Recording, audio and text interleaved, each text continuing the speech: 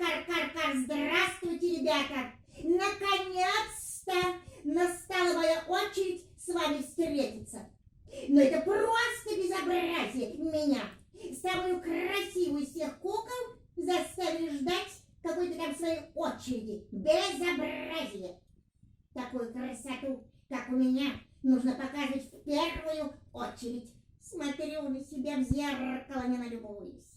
Какая я красавица, Кар! Ой-ой-ой-ой, это кто это у нас тут так расхвастался? Здравствуй, Клёпочка! Здравствуйте, ребята! Давай-ка я прочитаю тебе сказку как раз на эту тему. Нанайская сказка называется «Айога». Было это на Амуре. Это такая река. Жил хороший охотник. Была у него дочь-красавица. Звали ее Айога. Всем нравилась Айога, и она была со всеми приветлива. Но вот кто-то сказал ей, что нет на всем берегу Амура девочки краше, чем она. Очень понравились ей эти слова, и стала она собой любоваться. С той поры, куда ни пойдет, все тянет ее к берегу, к воде. Подойдет, сядет у самой кромки и смотрит в воду, как в зеркало. Ах, какая я красавица! Какая красавица! И правда, нет меня краше на всем Амуре. Чем больше смотрела на себя девочка, тем больше она себе нравилась. Смотрит в воду, оторваться не может. Домашнюю работу делать перестала. Матери не помогает. Мать просит ее: принеси ведро воды.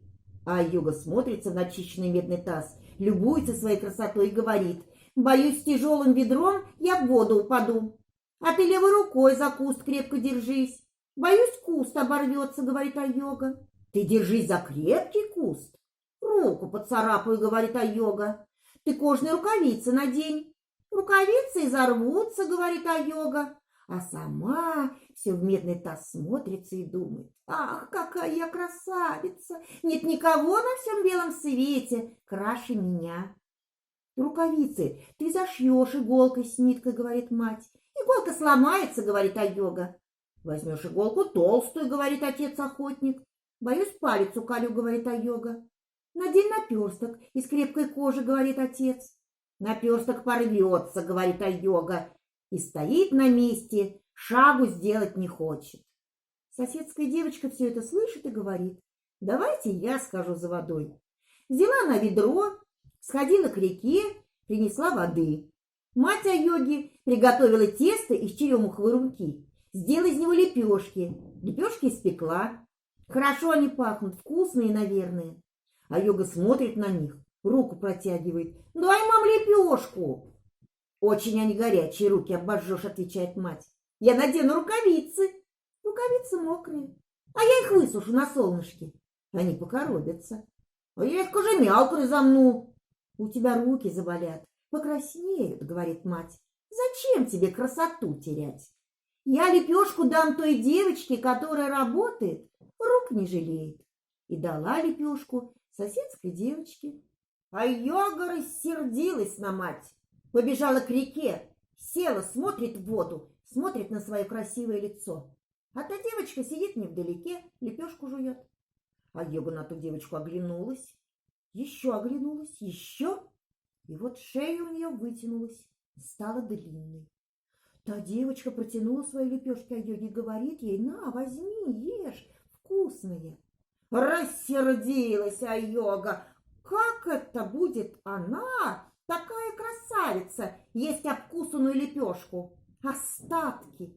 Побелела она, замахала на девочку руками, да так замахала, что руки у нее в крылья превратились. И закричала она: не надо мне от вас ничего, го-го-го-го. Еще раз взмахнула руками и упала в воду.